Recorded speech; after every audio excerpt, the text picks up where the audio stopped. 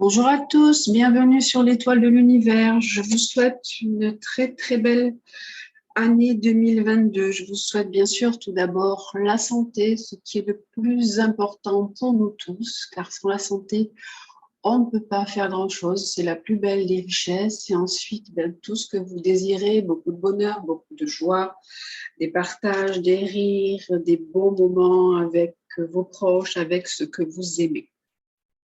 Aujourd'hui, je vais vous parler de la nouvelle lune du 2 janvier qui se passe à 12 degrés 20 du Capricorne, à 18 degrés 30, à 18h33 GMT. Donc, il faut rajouter 1 heure de plus en France. Cette nouvelle lune en Capricorne, c'est une phase de renouvellement qui invite à s'intérioriser. Le Capricorne est un signe de terre, donc cette nouvelle lune nous ancre, elle nous enracine. Le signe du Capricorne est un signe cardinal qui correspond au début d'un nouveau cycle. Bien sûr, il correspond au début aussi de la nouvelle saison. Quand on rentre dans l'hiver, on commence le signe du Capricorne. Il marque la renaissance du soleil, un désir de pureté. C'est un signe de terre, un mélange de froid, de sec, synonyme de lenteur. La planète qui régit le Capricorne est Saturne, qui est aussi appelé Chronos, qui représente le temps. Donc, il est temps de faire, mais interrogez-vous sur ce qu'il est temps de faire pour vous. On commence l'année, quelles sont vos bonnes intentions, vos bonnes résolutions, quels sont vos projets, surtout sur du long terme. Avec le Capricorne, on est sur du long terme. Saturne, c'est une planète lente, puis la planète du Capricorne, et elle nous connecte à notre condition humaine, à notre temporalité, à notre incarnation qui peut être transcendée qu'à partir du moment où nous acceptons de transformer nos épreuves de vie en leçons de sagesse. C'est changer en fait, changer le plomb en or. Transformer les peurs qui deviennent amour et conscience, les frustrations et attentes, les transformer et les faire devenir plénitude et sagesse. Cette nouvelle lune est signe de sagesse, de maturité, de sérénité. Elle nous connecte à notre propre lumière par un chemin de réflexion, un chemin d'introspection. Elle nous connecte aussi à nos responsabilités. Avec le Capricorne, on est obligé de faire face à nos responsabilités. C'est un temps d'écoute intérieure et de connexion à soi pour une meilleure connaissance de soi. C'est un moment idéal d'écoute, d'accueil de nos émotions. Il est temps d'accueillir la patience et la détermination.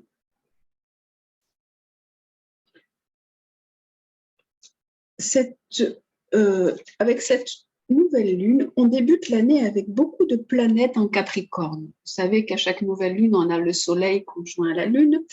Et là, le soleil conjoint à la lune est en très bel aspect avec Uranus. Vous voyez un trait bleu foncé qui va à la planète Uranus, qui est la planète du changement, de la liberté. Donc, on allie la sagesse, les responsabilités, la réflexion avec le renouveau, le changement, avec une certaine recherche de sécurité, de liberté et aussi de valeurs humaines. On a besoin de concrétiser tout ça. Donc, il y a beaucoup de planètes en Capricorne, comme je vous disais, on a le Soleil, la Lune, on a Vénus que vous voyez en rose, Pluton en rouge, qui sont Vénus-Pluton qui sont donc en conjonction et aussi en conjonction à Mercure qui lui est juste dans le signe du Verseau, dans le signe juste après. Et toutes ces planètes en conjonction, Vénus conjoint Pluton, conjoint Mercure nous invite à transformer notre façon d'aimer, le côté sentimental, notre côté affectif, à mettre plus de communication, plus de sagesse. Vénus en Capricorne, elle va rester jusqu'au début mars, donc elle va nous proposer du sérieux, de la sagesse, peut-être un petit peu plus de pudeur dans les sentiments, on sera un peu moins démonstrative, donc il faudra faire attention à ça, mettre peut-être plus de tendresse, plus de douceur. Mercure qui est conjoint à Pluton et Vénus nous invite aussi à libérer la parole sur le côté affectif, à parler un petit peu plus peut-être ouvertement. Il peut aussi y avoir des choses cachées qui peuvent être énoncées, des choses en lien avec le côté sentimental, choses qui peuvent remonter à la surface. Vénus, Pluton peut nous parler aussi de relations qui sont toxiques ou de dépendance. Donc, il y a des choses à nettoyer sur ce plan-là. Vous savez que Pluton est la planète qui nous parle des choses cachées, des choses sombres, qui peut parler de la mort, mais ça nous parle aussi du phénix qui renaît de ses cendres, et donc il faut vraiment se transformer par rapport à au côté sentimental ou par rapport à la communication et faire du nettoyage.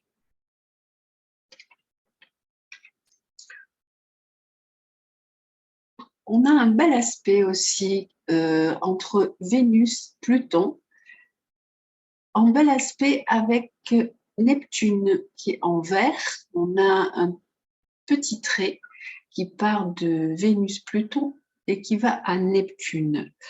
Alors, cet aspect est positif, donc on nous parle beaucoup de créativité. On peut s'appuyer sur notre créativité.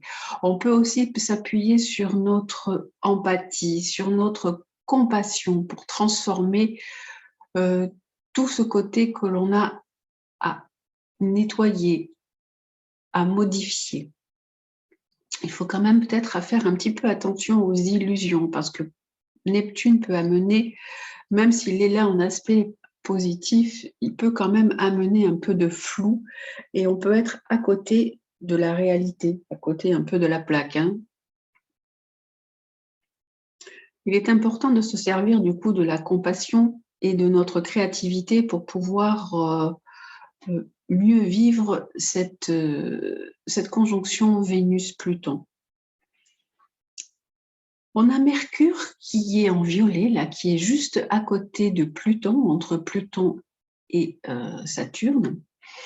Il est en Verseau. Alors, Mercure en Verseau, lui, il libère la parole. Il peut donner des éclairs de génie, un mental plus novateur, plus curieux. Et comme il est conjoint à Pluton et à Vénus, lui aussi, il peut nous donner des envies de créer des choses, des envies d'être beaucoup plus ouvert, d'être un peu un précurseur dans certains projets, dans certaines activités au quotidien. On a Mercure qui sera rétrograde du 15 janvier au 5 février 2022. Alors, vous savez que Mercure rétrograde, c'est un petit peu coquin et malicieux. Donc, lui, quand il est rétrograde, on peut avoir des problèmes avec tout ce qui est ordinateur, avec appareils ménagers, nos réseaux sociaux peuvent un peu moins bien fonctionner, la communication peut être un petit peu plus difficile, des papiers retardés, il peut y avoir des malentendus. Donc, vous le savez, c'est du 15 janvier au 5 février. Et si vous avez des documents à signer, il vaut mieux retarder, commencer ou signer des contrats ou faire des choses après ces dates. On a Jupiter, le grand bénéfique du zodiaque, qui passe en poisson. Donc ça y est, le poisson a ses 2 maîtres. Jupiter étant l'ancien maître du zodiaque, du poisson. Et Neptune, celui qui a été remis au goût du jour pour le poisson. Donc, ces 2 mètres dans le signe du poisson vont nous donner vraiment plus d'empathie, plus de compassion, plus d'être un petit peu plus dans le don de soi. C'est ce qu'il faut vraiment mettre en avant et mettre en évidence. On a toujours notre carré Saturne-Uranus, hein, vous le savez, celui-là, il est toujours bien présent, on est toujours dans ce manque de liberté, cette fracture entre le monde ancien et le monde nouveau. Et Saturne, là, vu que moi j'ai fait un thème domifié, c'est-à-dire que les maisons sont marquées, il est en maison 7 en Verseau, sur le descendant. Donc on peut être un petit peu plus dans le repli, dans la réflexion, dans le recul avec l'autre, par rapport aux besoins d'affirmation que l'on peut avoir. On a Mars, notre joli Mars en bas du thème, là en rouge, qui est en Sagittaire. Alors, Mars en Sagittaire, c'est de l'enthousiasme. On a envie d'agir avec vraiment de l'allant, de l'avant, à la pêche. Et en Sagittaire, on dit qu'on peut agir pour des causes. On peut combattre pour un idéal, pour ce en quoi on croit. On peut combattre par amour, pour la famille, pour les enfants. Et ce Mars en Sagittaire, il est en carré, donc il a un trait rouge avec Neptune. Donc il est vraiment en défi avec ce Neptune. On se bat contre un peu tout ce qui est flou, tout ce qui est réel, tout ce qu'on peut nous dire et qui n'est pas vrai. Collectivement, Neptune aussi, il représente les virus. Donc on peut se battre contre ça. C'est aussi un défi pour nous. On agit pour ce en quoi on croit aussi. On a eu de la nouveauté aussi, je vous le disais, en fin d'année, que notre nœud nord, ce qui est notre mission de vie, jusqu'à présent était en Gémeaux. Donc on nous disait d'aller vers plus de communication, plus de légèreté, d'adaptabilité et de souplesse. Et là, notre nœud nord, le vrai, il est passé en taureau. Donc, on nous parle de valeurs différentes, on nous parle d'amour, on nous parle d'écologie, de nourriture, d'ancrage, de valeurs. Donc voilà, on a une nouvelle énergie qui se met en place pour cette année aussi.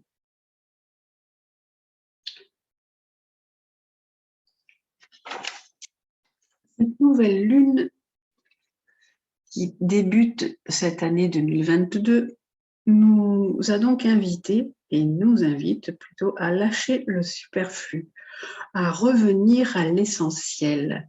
Alors à l'essentiel et à l'essence ciel, à débrancher, à relâcher, à croire en soi, à croire en la vie et en sa vie.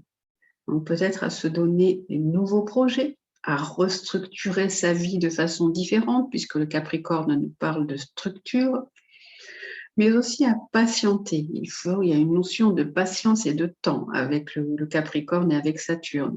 Savoir attendre son heure, laisser faire l'univers, avoir confiance et aussi aimer un peu l'introspection et le silence. Alors, vous pouvez, si une situation est bloquée, écrire à votre âme. Vous pouvez lui faire savoir que vous avez besoin de conseils, de sa sagesse. Et après avoir rédigé votre lettre, vous écrivez votre lettre à votre âme et vous lui dites que vous avez besoin de conseils par rapport à une situation qui est bloquée. Vous lui expliquez et vous lisez cette lettre à voix haute. Et une fois que vous l'avez lue, vous terminez en disant « Chère âme, merci de prendre le relais.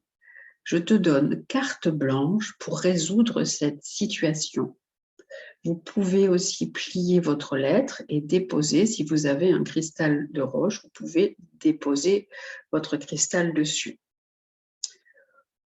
Vous pouvez également visualiser un guide supérieur qui vous aime inconditionnellement et qui déverse sur vous sa lumière et sa sagesse. Voilà pour cette nouvelle lune du 2 janvier. On est dans le 2, 2, 2, 2, 2. Hein. Il y a beaucoup de 2 cette année. Hein. Vous savez que le 2022 fait une année 6, donc on peut être confronté à beaucoup de choix, de dualité. On ne sait pas trop comment faire, d'hésitation.